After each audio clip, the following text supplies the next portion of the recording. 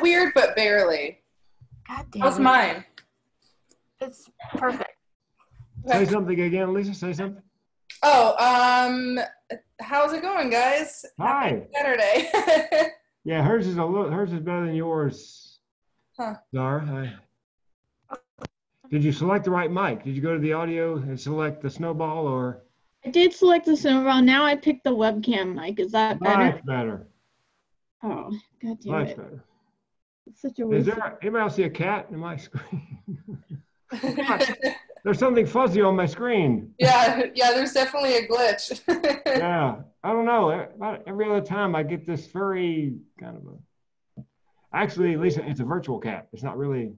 Nice Zoom background. That's a good, advanced Zoom background you got going on there. Yeah, well, you know, they have movies that that scroll. No cats, but maybe. Hey, ladies and gentlemen, ladies and gentlemen, maybe we should do a cat, virtual cat in the background. We could do a reenactment of the Cats movie, but of course, we don't want our podcast to be shut down, do we? No. Hey, I wonder if the people in the Cats have a podcast. Anyway, Lisa, thanks for getting up early. Oh, I'm up pretty early every morning, but you're welcome. Are you a comedian? Yeah, but there's no comedy now, and I also have a puppy, so I've been having to get up at like 8 in the morning to take her out. What kind of puppy? She's a German Shepherd mix. We have 3 German Shepherd rescues.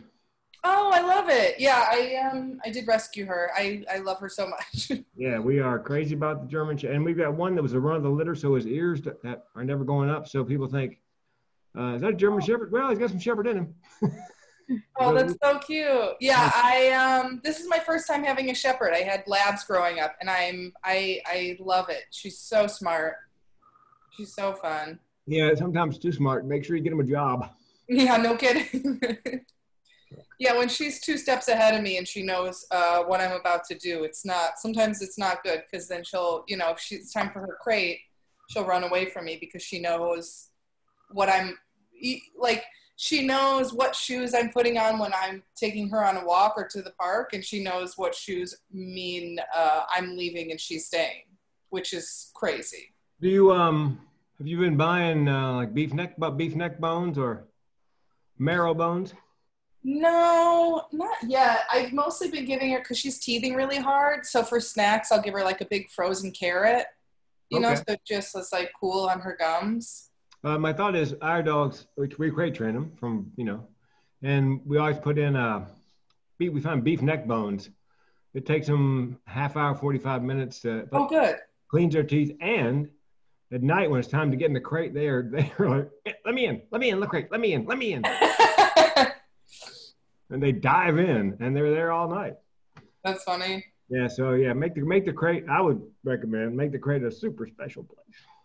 Oh yeah. All right, welcome to the Suicide Prevention Punchline. My name is Zara Khan. My co-host here is Frank King, and I'm very excited to have our guest here. Suicide Prevention Punchline is a mental health and suicide prevention podcast where we interview comedians and mental health professionals and the like about their lives, and so that part's cool. Let me introduce our guest. So she's written for a lot of TV shows, including the Jim Jeffries Show on Comedy Central, and she's performed stand-up all over the world, including touring Europe for 2 months straight, which is insane. I don't even know how you do that. 9 countries. That's wild. Like, wow. And many other credits, but let me hand it off to you, Lisa. Is there anything else you want to say about yourself? No, that's great. Thank you so much for the intro. Awesome. I'm happy to be here. Okay, so how'd you get into comedy? Kind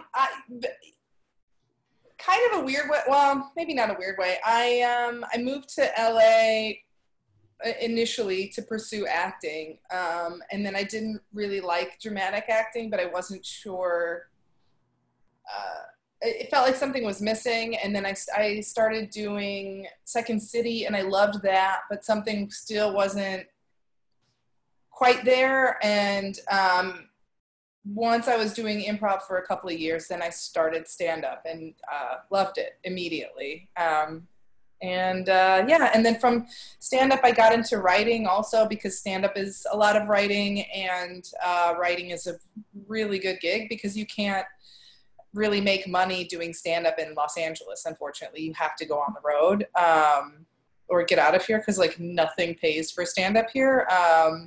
But writing pays really well, and it's a nice, each skill helps the other one. Are you in the Guild? I am, yeah. Which How many is years? How many years? Amazing. Just since last fall, when I started writing on Jim Jeffries' show. Do they still have 5 years and you're vested? I'm not sure. I'm new, so I'm learning a lot all at once. I know they're doing some sort of thing where, actually, I think this has to do with insurance specifically, where like after 10 years, you like earn a point a year. So then after 10 years, you can start cashing them in. If you have like a year without work, you can put that towards keeping your health insurance, which sounds really nice. It's like the best health insurance in the country. So I'm happy to have it, and I wish everyone had it, honestly. Awesome. So let's see. I got to know you because I'm part of this group that we can't talk about publicly. Yeah. Wait a minute. You're part of a group we can't talk about publicly? Yes. That's all I can tell you. AA, NA, Gamblers Anonymous? No. Well, I can't tell you what it is. But it's not the Illuminati. It's not like Unfortunately. Republican Party. It's just a secret group. It's And on Facebook. I'll tell you that. do the members help each other out? Is that kind of the idea? Yeah. Yes. But it's not a pyramid scheme. It's just a helping group. No, it's a networking, Seinfeld was famous for that. There was a group of guys around Seinfeld, Larry Miller, Larry David. When Seinfeld got a break, he just pulled everybody up behind him. So Yeah. Yeah. And so Lisa does that. So Lisa, she sent out some materials to a bunch of people, including myself, that were really helpful because I don't know if you know this, Lisa, like my dream is to write for John Oliver. That's Me like, too. oh, awesome. Uh-oh. And so my understanding is that you made it to the final round, right? Yeah, I got really painfully close last year, which kind of kills me because, I mean, like you, it's my number one dream job, and I was in the final, like, 8 people being considered and then didn't get it. Maybe next time, though, Yeah. I heard it takes a few times to, like, get in. Probably. Yeah, could be. Lisa, Uh-huh. in your group, super secret, Uh-huh. I find that Zara gets a little anxious with opportunities like writing for a TV show. So if you could, be there for her, because Of course, yeah. I think that's really common for people to feel anxious. And I mean, even having done that, and even having gotten that close, and even having written on a Guild show, I just submitted to Colbert last week, and it's hard to not have some anxiety around it, at least, because I mean, one, it does feel exciting, and I don't want that feeling to ever go away. Like I want to not have negative feelings towards industry stuff, but I also don't want to become one of those people that's just like, well, it's just another day, who cares? Like, because it is exciting to get these opportunities. But realistically, I submitted to Colbert, and so did probably 400 other people. So it's like, we're all going after one job. Yeah, I guess I tried to console Zara by saying, this is, this is your first submission, but it certainly will not be your last. And, Yeah. LA, Hollywood's kind of a last person standing business. Just hang in there. Yeah. Oh, absolutely. Think how many comics or comic writers never get a shot at even submitting a packet. Yeah, I mean, that's true. That they're hard to come by. And I mean, when I got Jim Jeffries' show, that was probably the 40th or 50th packet I had submitted. And the first the first handful of times you submit, you hear nothing because you're green and maybe you don't know anyone at the show, which also is something that's very helpful. And then you get closer and closer. And then like with last week tonight, it was like painfully close where you're like, it almost feels worse to get that close and not get it. Cause you're like, no, but I know, like before I thought I just wasn't ready. And now I know I'm ready. And I didn't get it for whatever reason. And it could be really maddening. Yeah. I used to live on Whidbey Island. It's off the coast of Seattle in the Puget Sound. Mm-hmm. And there's a ferry.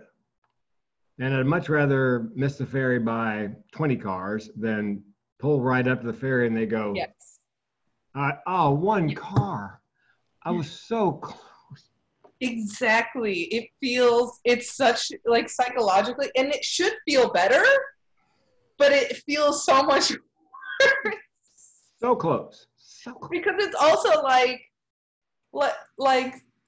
I mean, Zara, I'm sure you can imagine I'm very proud of having gotten that close, but it's not something I can use. I can't put that on my resume. No one really actually gives a shit. It's not like, sorry for the, I can't be brought up on a stand-up show like she almost got a job. No one cares. It's the least interesting thing, but to me, I'm like, this is all I care about. I got so close to getting on this Emmy award-winning show. Lisa, I think as a comic, a couple of those in your introduction. Ladies and gentlemen, toured Europe for 2 months, comedy club after comedy club. Came this close to being a writer for last week's night. Yeah. Well, I always have them say that I was on the old Star Search back in the day with Ed McMahon. Oh, wow.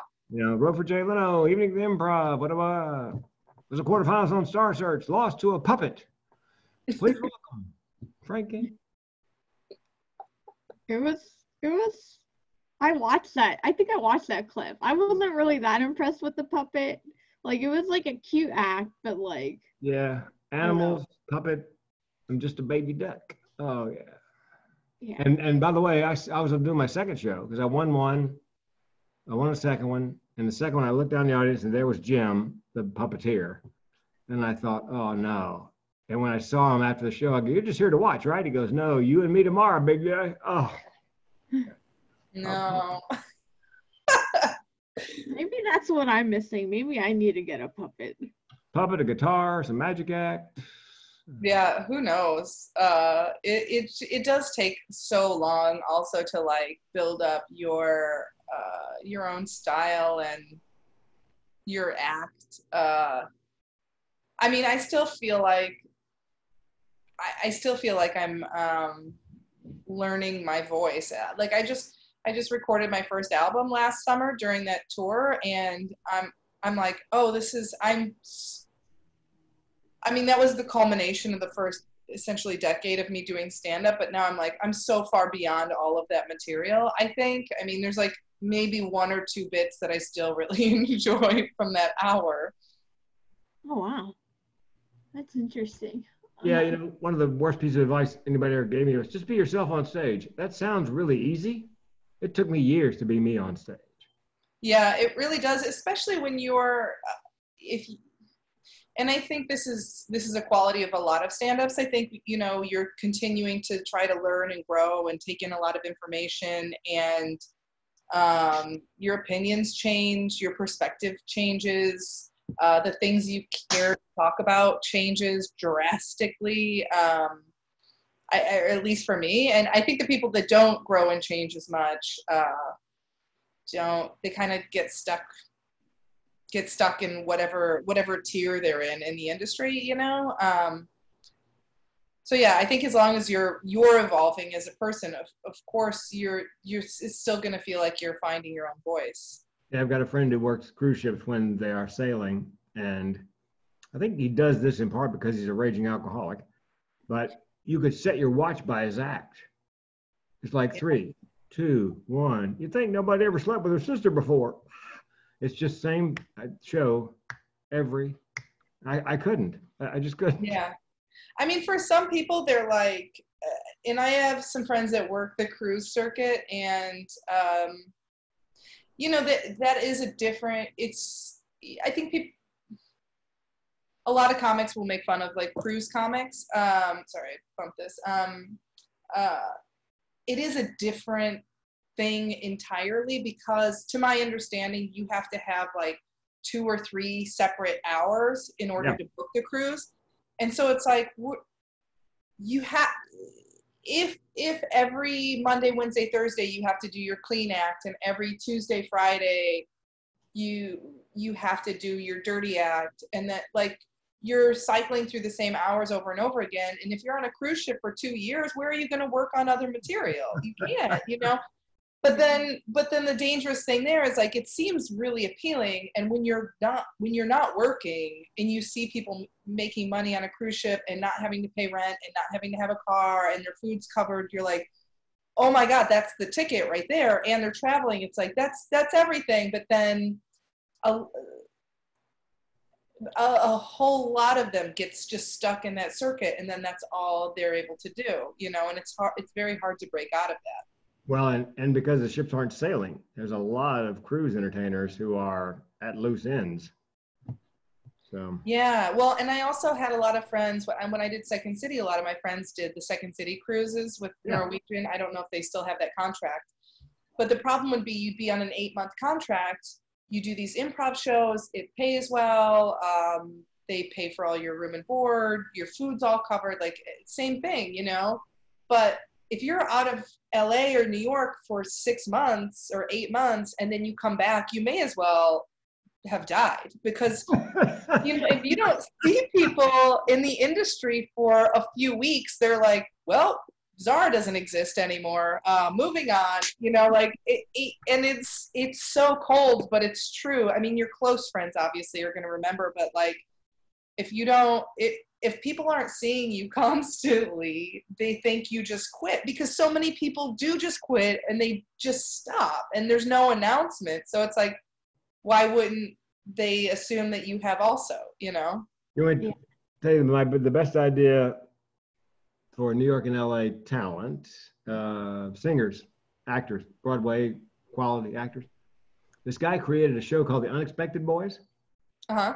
It's a musical based on the life of Frankie Lemon, Okay. 50s singer. And so there are 4 parts, you know, a bass, tenor, whatever. And so if you're an actor in New York and you've got a break between whatever, you give them your availabilities, and they call them the Unexpected Boys because you never know who's going to show up that week, because all the bass singers memorize the bass part, the tenors, the tenor part. So they just come together in the down weeks, do the show, then 2 weeks later, back to New York, which I thought was just brilliant. That's a great idea, yeah. On and off, you know, and like I said, people don't look in the obituary to see if you. Yeah. For sure. Maybe I won't do cruises then. Yeah, it's. I mean, I think if you do, you just have to be really cognizant of it, and maybe take a contract and then pull yourself out of it, unless you find that you love that life. Like I have a friend that's doing cruises and loves it, and it's like, oh, I don't care if I ever do TV or write anything, forget it, because she's like doing her act. It's easy work after a while because you're doing the same thing over and over again, and you're traveling around. And she's like, yeah, half of my week is spent on a tropical beach. Okay. Well, and Zara, my advice, if you want to do cruises, because this is what I did once I got into the corporate side of comedy, I go during the downtime, like hiatus. Go in the summertime when nothing is happening in LA. Go Thanksgiving, because nobody wants to work Thanksgiving, Christmas, and New Year's. Nobody wants to work those, but nothing's going on in LA over the holidays. It's that's true. Great fill-in work in the summer and over the holidays. Yeah. Cool. So we are the Suicide Prevention Punchline. So we ask all of our guests if they have experience with mental health and suicide. Is that something you've experienced, Lisa? I definitely have, like, not suicide, luckily, but I mean, aside from, you know, friends committing suicide, I definitely have had like anxiety and I think some form of depression that has taken a lot of work to kind of beat, I guess. I don't want to say get beyond, because I do still have anxiety and some depression from time to time. But I'm learning how to live with it and just be sad when I need to be sad. You know, do you in therapy or take medicine? I'm not, but I do have my first therapy. Well, I was in therapy like a decade ago, and then I lost my job, so I stopped going just because I couldn't afford it. Yeah. And now I have my intake appointment with a new therapist next week, actually, which I'm really looking forward to. I'm sorry? Coming so close to writing for John Oliver? Yeah. I just need to go to therapy to tell somebody like that I almost about all the jobs I've almost gotten. Well, I'm going to tell you a quick story about a guy named Jack Simmons. He was on Star Search the same year I was. And he didn't lose to a puppet. He lost to a mime. Oh, no. Yeah, famous for it. So he was depressed there in LA. Just couldn't get past it. So he went to he saw a Catholic church. He went in. He's not Catholic, but he needed to talk to somebody. Went into the confessional. And, priest comes in, thing goes down. He knows the drill. You've seen enough movies. Forgive me, Father, if I've sinned. Just been, I've never had a confession. And what's the problem, my son? Well, I was on Star Search. That's great. It's not everybody gets to do Star Search. Well, I made it to the second round. That's terrific. Yeah. And then I lost. Well, son, life's all about wins and losses. But Father, you don't understand. I lost to a mime. Mime? Yeah, he actually lost to a mime on Star Search. That would send me over the edge. Yeah, it's tough, but then also some of those shows, America's Got Talent is there's been some very talented comedians that have come out of it, but it is hard because I think a lot of people at home watching TV just want to turn off their mind, and they don't want to hear words that make them think. They're like, yeah, that guy's juggling, or this person's breathing fire, and I don't really care about a well-crafted joke. I just want to see something that makes me forget that I work at an insurance company 50 hours a week, Well, and I auditioned the first 2 years, and they wanted nothing to do with stand-ups. They wanted freaks and geeks. And then at some point, I don't know when, they all of a sudden I turn on, there's a stand-up on there, and stand-up won 1 year, I think. Oh yeah, I think Taylor Williamson won. It was a brilliant bit at the end about old sayings or something. It was just, like I said, it was crafted. It was just amazing. Oh, yeah. It's also a very specific comedian type works on it. And I don't mean in a negative way. I think that the people that have gotten on there some of them are friends of mine, and they're great. They're super talented, but my style I don't think would work for it. It's more kind of personal in storytelling, and it's not, I might be able to fit a bit into 3 minutes. I might. Well, I do storytelling. I talk to the audience. I bring the lights halfway up, so I'm definitely not what they're looking for. Yeah. What about you, Zara? Do you audition for some of that stuff? No. Well, once I accidentally auditioned for America's Got Talent. It was an event where it was just Asian people doing 2 minutes, I think. And someone asked me if I wanted to do it, and I said sure, and I show up, and then this rep from America's Got Talent was there. And I was last. I was 40 out of 40. Oh my God. Wow. So I was just building all this anxiety because I was just oh my God, they're serving for TV here, and I was I didn't practice that hard. I was just gonna go and have fun or whatever, and then I just overthought it and stuff like that. And then it was weird because my opener tends to hit basically all the time, but it flopped, and that just messed me up. And I did recover, so my second minute was better than my first minute, but it was still really weird. And I got feedback from that lady, and she said that she liked it, but they already had a Muslim woman from Canada, and it didn't work, and it never got to air. And so she was saying that I had to make it more applicable towards like the average American versus talking about my own experiences. And I was like, okay, I don't really want to change myself so I can get on your show. Like, so that's the thing that's so disappointing is that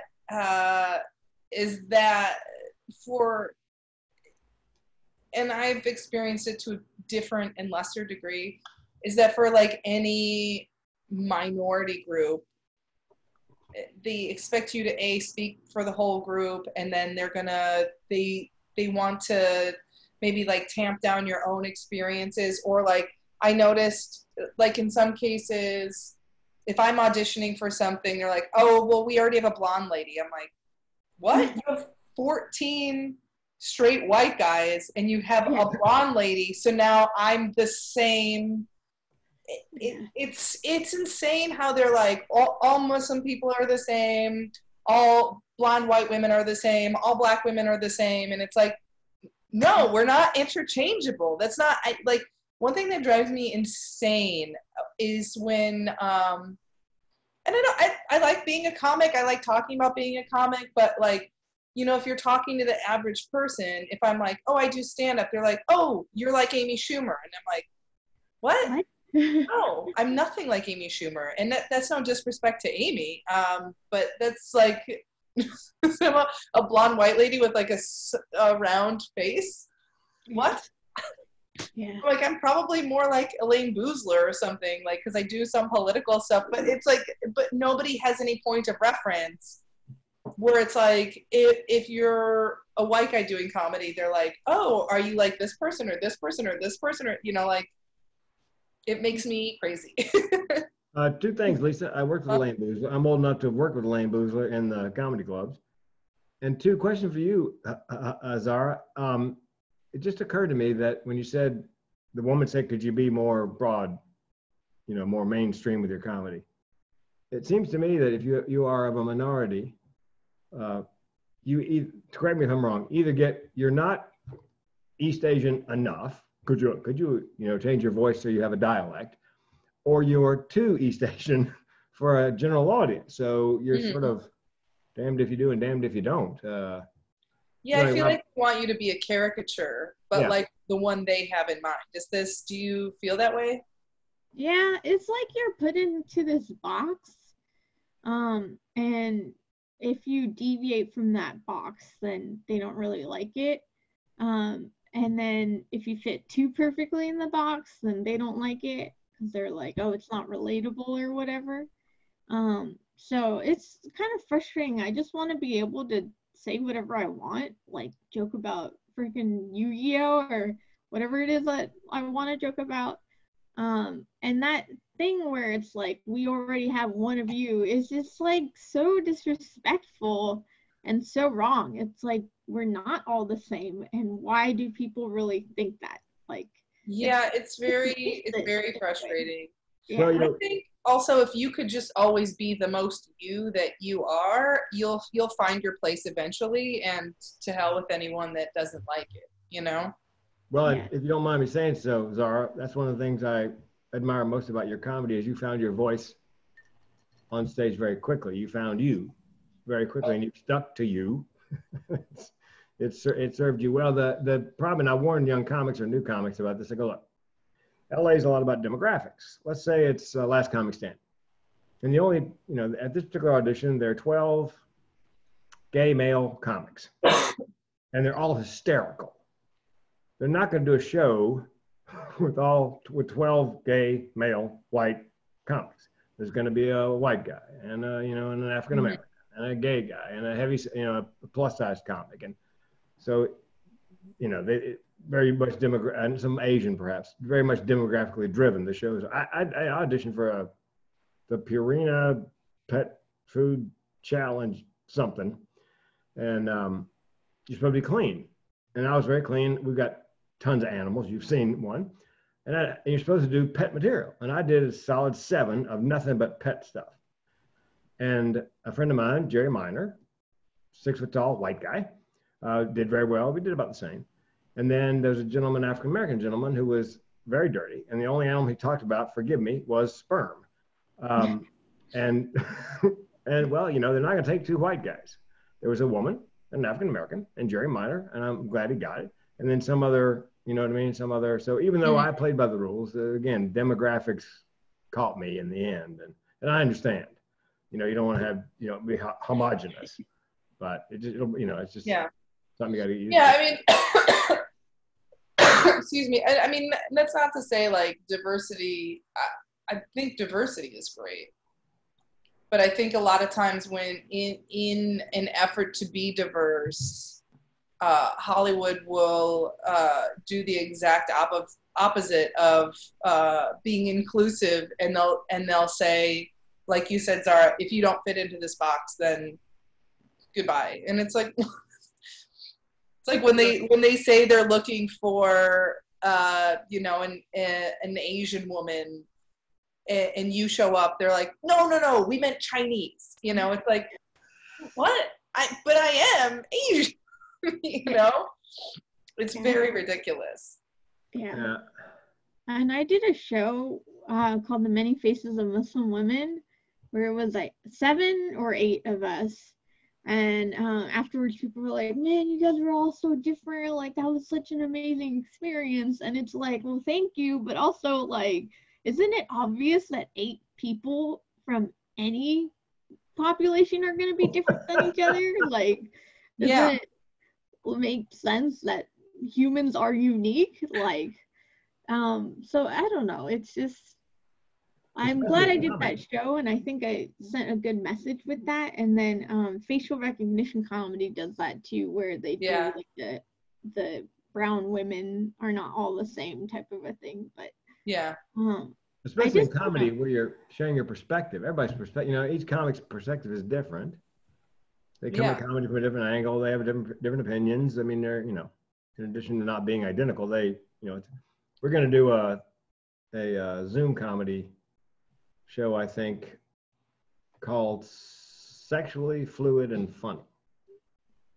I got a bisexual friend, 2 bisexual friends, male comics, and we're going to find other comics, and the whole thing is going to be, you have to be sexually fluid to be on the show. Mm-hmm.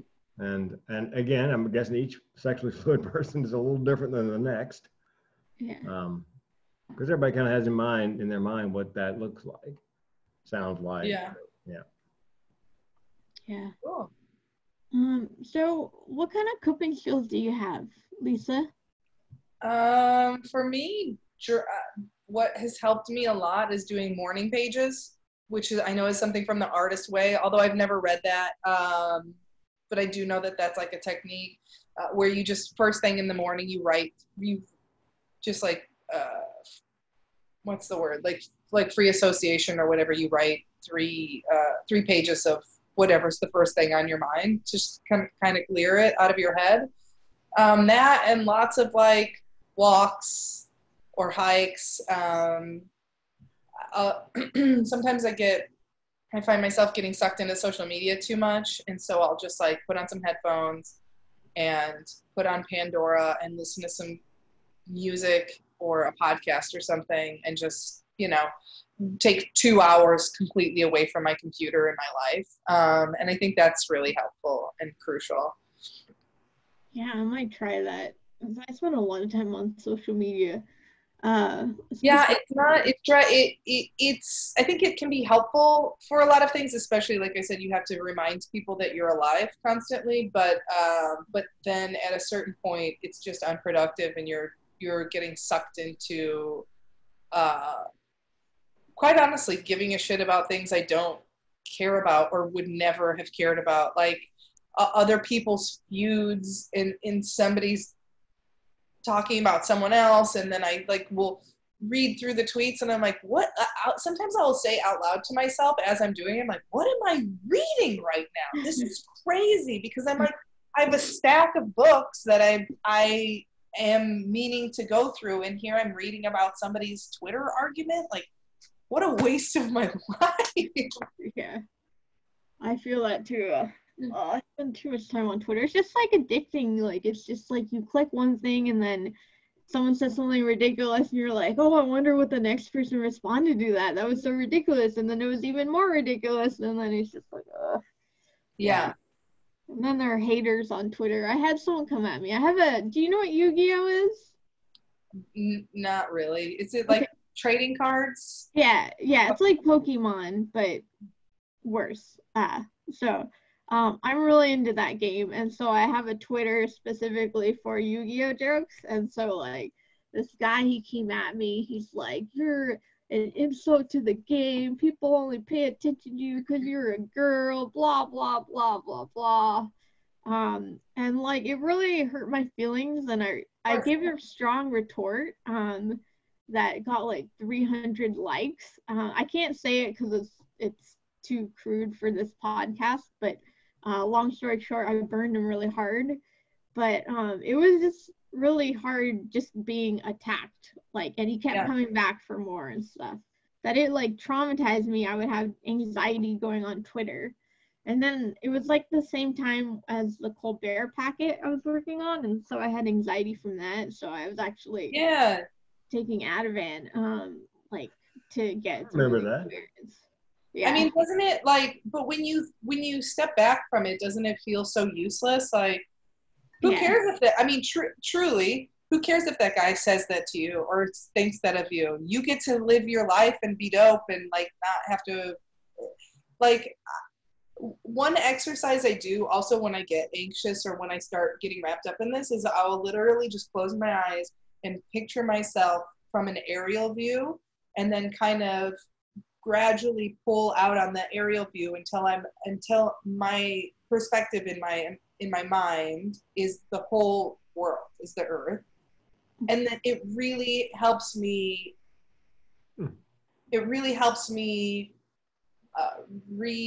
see my issues in a different way, as in like see how insignificant they are. And I don't mean like real feelings or like, you know, if you lose a loved one or if you're grieving or if you're like those things are significant, but so much of the things we give our attention to throughout the day I think are meaningless, you know, and they're just distractions that are not adding value to our life.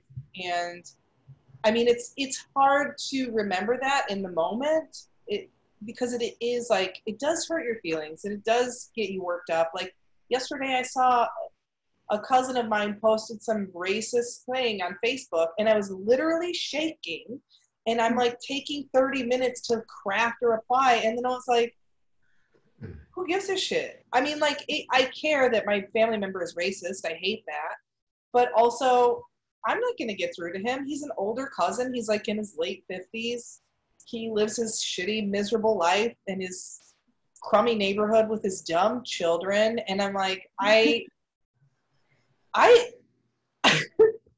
he's not going to listen to me because I'm younger, so he thinks he knows more. But I'm like, I have a great life. Why am I concerned about him? Like, you know what I mean? It's just like, why am I literally shaking with anger over somebody else's ridiculous thoughts? And I did make my comment, but then I was like, oh, I need to put my phone down. And so I just walked away from my phone. Because it's like, what am I doing? This wasn't on my to-do list for today. Quick question, Lisa. What's up? Started in acting, went to improv, then stand-up. You think you'll circle back to acting? Oh yeah, I really enjoy it, but the thing is, I enjoy it, but I don't like the hustle of it. I don't like, you know, a lot of times in auditions, you're just in a room with 50 people that look exactly like you, and you're being judged on like somebody's judging you based on like how they feel that day, or maybe you didn't smile the right way, or they don't like how round your face is or whatever. And I'm like, I don't want to compete in that arena. As far as like, I don't mind competing on like ideas or thoughts or you know, joke writing ability, but like competing on something that is so much out of your control and that is completely superficial, doesn't feel good to me. So for me, I would like to get to a place in my career where I'm able to audition for like fun comedy roles in like a smaller pool of other comedic actors, you know, rather than competing in a way that so much is left to chance. Yeah, there's a reason they call those larger auditions cattle calls, because they're just judging, Yeah. they're just judging the flesh. And what if you look like the sister-in-law he hates? Yeah, and it doesn't feel good. And it's like there's so many ridiculous things that you're supposed to it feels like, and I think in the industry in general there's a certain amount of ass kissing that is required, but I don't know, something with acting, it just kind of feels gross. It doesn't feel as fun because truthfully acting is easy.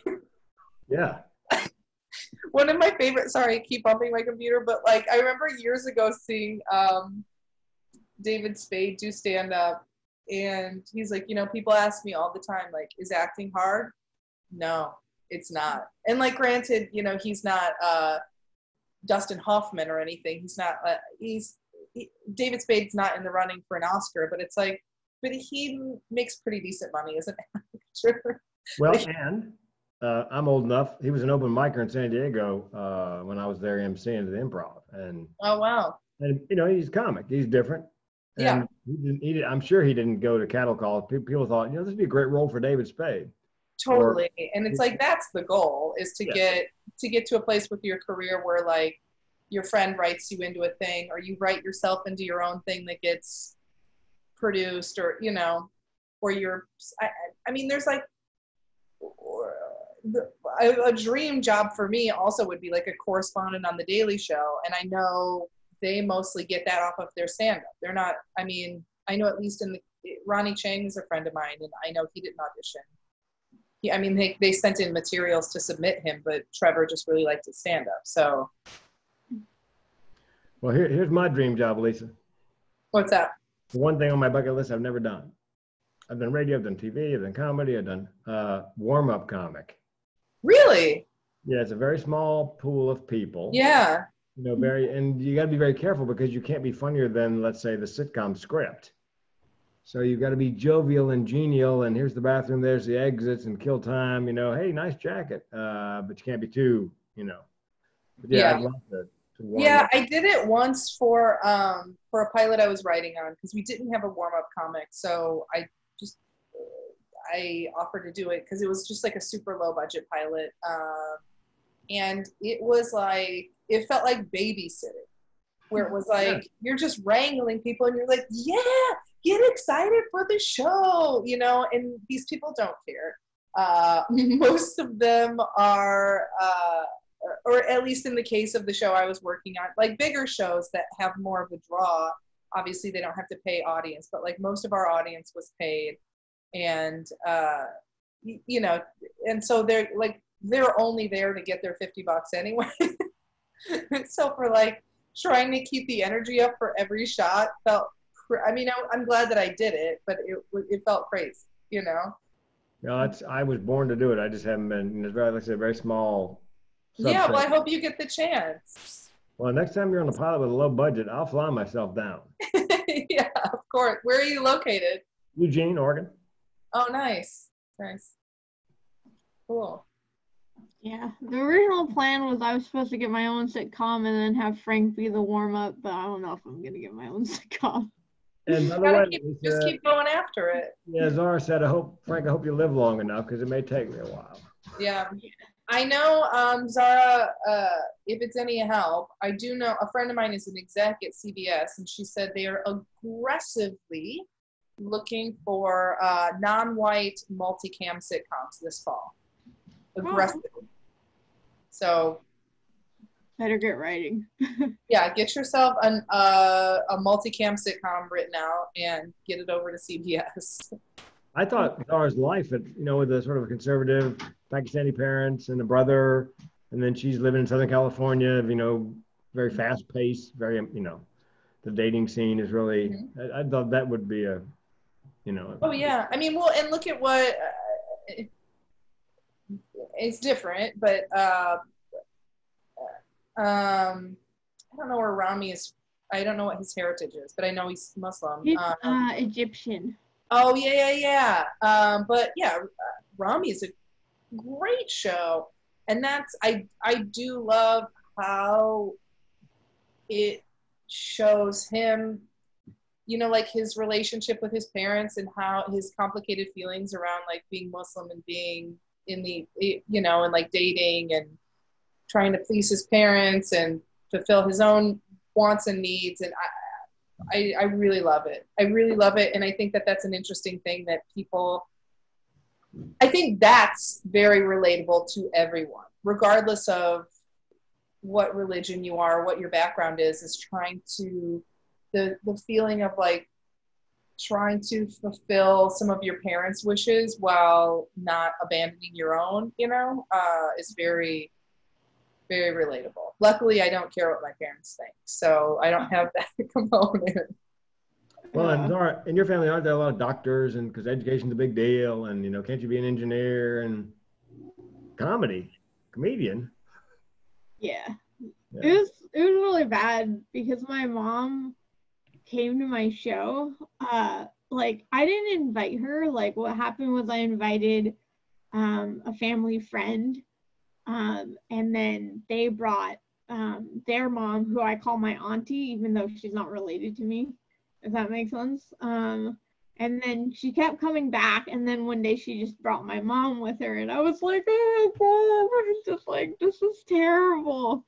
And it ended up being a really dirty show, like really dirty. And like it was dumb because I was a door woman and I put my mom in the front row, and it was just like Oh, Zara.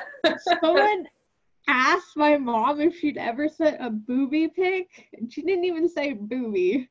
No, it was just bad. Oh no, my parents have never come to a live show. I don't know. They may have seen my stand-up online if they've like stalked me, but I was in Florida over Christmas, and I did a gig at I can't remember the name of the club now. But I brought my little brother with me, and I was like, don't tell mom and dad. They're not. And then my parents were like, where are you guys going? We're like, just to hang out. We're just gonna go get food. And then I like did a full show, like 10 minutes from their house, because I'm like, there's absolutely no way. And I'm like, I wasn't even doing a filthy set. I wasn't talking about them. I was just like, I don't want to invite their comments. I know my dad thinks he's so funny, even though all of his bits are ripped off from Bob Hope. And I'm like, I don't want to endure the aftermath of my dad being like, so I thought, you know, when you say this, like, I don't even want to hear it. Forget it, you know? That's so bad. I wish I could go back in time and stop that from happening. I can't imagine. I can't, how long ago was this? This was about a year, maybe a year and a half ago. Does your mom still bring it up? Yeah, she talks about how all comedy is dirty. And I'm like, that's not true. And like I do clean comedy, like it was a clean set she saw, but she's very insistent. She's like, no, all comedy, they get dirty, all comedians. You're like, you gotta watch Brian Regan. That will disprove that. Yeah. Yeah. I gotta open for him or something like that. Then I'll invite my By the way, old enough, I opened for him in Atlanta, met his folks. Oh, cool. I heard he's super nice. Oh my God, nice. And just, you know, he's one of those comics where my roommate from college and his wife came. My roommate from college loved Brian's show. His wife's like, what? Either you get it and think it's spectacular, or you don't quite understand, why is that funny? No. Sure, yeah. That's bad. He's great. I really like him. I led a not a real comedy class, but like at this wellness center where I was a peer mentor. I led like a comedy group where we would do like improv exercises, and then I'd show them some stand-up, and then we would do some writing. And they just loved Brian Regan. They just absolutely adored him, and I was so happy. I was like, these kids have taste. You Well, may they be were older than me, but You may be the funniest person I know who doesn't have his own sitcom. Yeah, I wonder. I don't know. I wonder if maybe that's something he didn't go for or what. Like I know. I mean, I don't know. I think that like a sitcom is such a big cash grab for some comics. I mean, look at look at Seinfeld. I mean, what does he have? $900 million. I just heard the other day. My God. But I don't know. It's not a path everybody wants. I think some people just want to do stand up. Like I know when Jim Gaffigan had his sitcom, it was as far as I know, it was a very reluctant deal because at the time I was working for an agent that was on the deal, and he was furious because Jim was like didn't want to do it, so his reps were like pushing him to do it, and he's like, from my understanding, he was like, I just want to do stand up. I don't want a sitcom. Because it's ridiculous. But yeah. Well, and if it's not him, I worked with Bill Maher right before he got politically incorrect. He turned down several shows, and I said, and he goes, well, it wasn't me. I mean, if I would do and he got politically incorrect, so he said no several times before he said yes. Yeah. Frank, do you know Chuck Martin? Yes, we started together. Band Geek. Band Geek? Band Geek. Chuck Martin, I think in his original act, I think he started in San Diego at the Improv. And he played in the band in high school and college. And he was Oh, I don't know about that piece of his life. I just know Chuck's a good friend of mine, but I've only known him for maybe like 7 or 8 years. So I only know him as like the guy that opens for Seinfeld. Well, ask him next time you see him, hey, are you the Chuck Martin that Frank knows? Yeah. I think it's the same one. Okay. So Lisa, we should probably wrap up. How do we find you? Oh, I'm here right now. Like what's your social media? Yeah. You can find me on Twitter at Lisa_Curry, and I'm on Instagram at Olympian Lisa Curry. That's because there's an Olympic gold medalist named Lisa Curry, and she took our name, so I took Olympian.